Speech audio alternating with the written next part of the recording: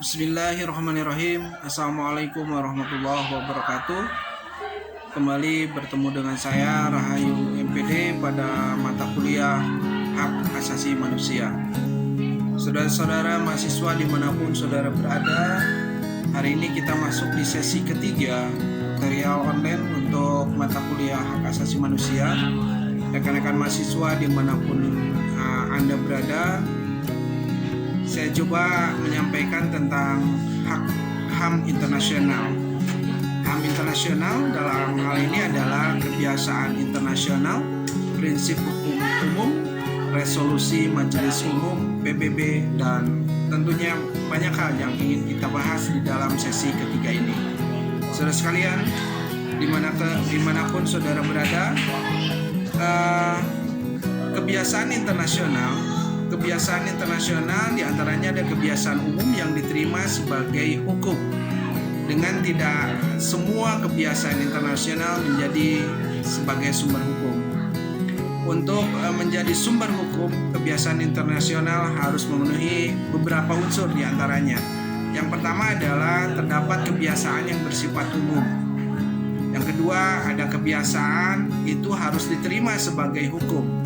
Ini diakui oleh negara-negara di dunia pastinya, karena ini akan menjadi sumber hukum internasional. Selanjutnya, secara praktis kebiasaan internasional dapat dikatakan diterima secara hukum apabila negara penerimanya dan apabila mereka keberatan. Mereka akan mengungkapkan keberatan dengan cara diplomatik. Ya, tentunya pengajuan keberatan ini diajukan kepada Mahkamah Internasional. Salah satu contoh yang dapat kita ambil dari kebiasaan internasional yang menjadi sumber hukum internasional yaitu keberatannya salah satunya adalah penggunaan bendera merah putih sebagai bendera parlementer. Selanjutnya kita masuk kesopanan internasional. Kesopanan internasional adalah hubungan internasional yang telah dilakukan berulang-ulang. Namun, hal ini tidak diterima sebagai hukum. Contohnya yaitu sambutan kehormatan kepada tamu negara, jamuan makan kenegaraan, dan lain-lain. Ini adalah salah satu contoh kesopanan internasional. Selanjutnya, prinsip hukum internasional. Prinsip hukum internasional umum adalah asas hukum yang mendasari sistem hukum modern. Sistem hukum modern banyak didasarkan atas asas dan lembaga hukum negara barat yang sangat mempengaruhi oleh asas dan lembaga hukum Romawi. Selanjutnya, saudara sekalian, saudara mahasiswa dimanapun saudara berada, pengakuan hukum ini menyebar ke seluruh dunia sejalan dengan penjajahan dan diterima oleh negara yang baru merdeka. Kita masuk pada sesi-sesi selanjutnya adalah asas-asas dalam prinsip hukum umum. Asas-asas dalam prinsip hukum umum dapat dimasukkannya asas Pacta Van Servanda dalam hukum hubungan internasional. Kedalaman hubungan internasional termasuk pula asas-asas, yaitu salah satunya adalah asas keberlangsungan negara, penghormatan kemerdekaan satu negara, asas non-intervensi. Selanjutnya, prinsip hukum umum memberi kekuasaan kepada Mahkamah Internasional dalam membentuk dan menemukan hukum baru, sehingga semakin leluasa dalam mengadili perkara yang diajukan kepadanya. Dengan demikian, Mahkamah Internasional tidak ada alasan menyatakan non-liquid, yakni menolak mengadili perkara karena tidak adanya hukum yang mengatur persoalan yang diajukan. Di setiap hukum yang diajukan ke Mahkamah Hukum Internasional pasti ada keputusannya, ada peradilannya. Selanjutnya, saudara-saudara, kita masuk pada keputusan pengadilan, pendapat sarjana, dan keputusan organisasi internasional sebagai salah satu sumber hukum internasional. Keputusan pengadilan dan pendapat pengadilan sebagai sumber hukum tambahan bersifat tidak mengikat, artinya tidak dapat menimbulkan sesuatu kaidah hukum. Selanjutnya, meskipun tidak memiliki kekuatan hukum yang mengikat, keputusan pengadilan internasional, terutama Mahkamah Internasional, mempunyai kekuatan kuat terhadap perkembangan hukum internasional.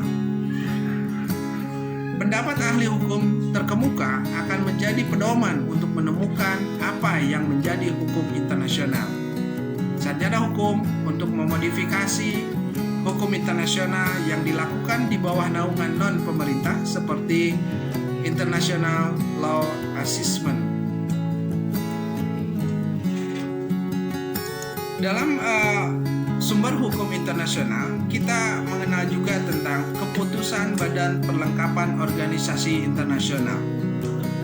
Karena subjek hukum internasional salah satu diantaranya adalah organisasi internasional. Meskipun belum disepakati sebagai sumber hukum internasional, namun keputusan Badan Perlengkapan Organisasi Internasional mempunyai pengaruh yang cukup besar dalam melahirkan kaidah-kaidah yang mengatur pergaulan antar anggota masyarakat internasional. Keputusan badan tersebut sekurang-kurangnya akan berlaku di lingkungan negara-negara yang menjadi anggota badan tersebut. Namun, ada kalanya keputusan suatu organisasi internasional memiliki pengaruh yang cukup besar, hampir meliputi seluruh negara di dunia. Saudara sekalian, rekan-rekan mahasiswa dimanapun saudara berada, tetap semangat, tetap mau belajar, terus belajar, dan mencari banyak referensi terkait dengan hak asasi hukum internasional. Resolusi Majelis Umum Perserikatan Bangsa-Bangsa merupakan salah satu contoh keputusan akibat yang sangat meluas. Dalam hal ini, menurut pasal 10 Piagam PBB, keputusan Majelis Umum hanya memiliki kekuatan sebagai anjuran kepada negara-negara anggotanya. Selanjutnya, dalam praktek hubungan internasional, keputusan Majelis Umum PBB memiliki kekuatan yang melebihi batas formal pengaruh bagaimana ditegaskannya dalam piagam tersebut. Contoh, keputusan Majelis Umum PBB tentang Deklarasi Hak Asasi Manusia. Sedemikian besar pengaruh keputusan Majelis Umum dalam melahirkan kaidah dalam masyarakat internasional, sehingga ada yang disebut dengan peranan Majelis Umum sebagai quasi legislatif. Peranan ini terkait dengan kapasitas pengaruh Majelis Umum dalam melahirkan keputusan-keputusan yang berbentuk resolusi PBB. Resolusi PBB artinya walaupun resolusi tersebut tidak mempunyai kekuatan mengikat secara langsung, namun sepanjang mengenai persoalan yang menyangkut hukum, resolusi tadi penting peranannya dalam membentuk apa yang dinamakan unsur psikologis dalam hukum kebiasaan internasional. Saudara sekalian, dimanapun saudara berada, akhirnya saya hanya mengingatkan kembali saudara untuk terus tetap belajar, karena saudara adalah pemilik masa depan bangsa ini. Terima kasih. Assalamualaikum warahmatullahi wabarakatuh.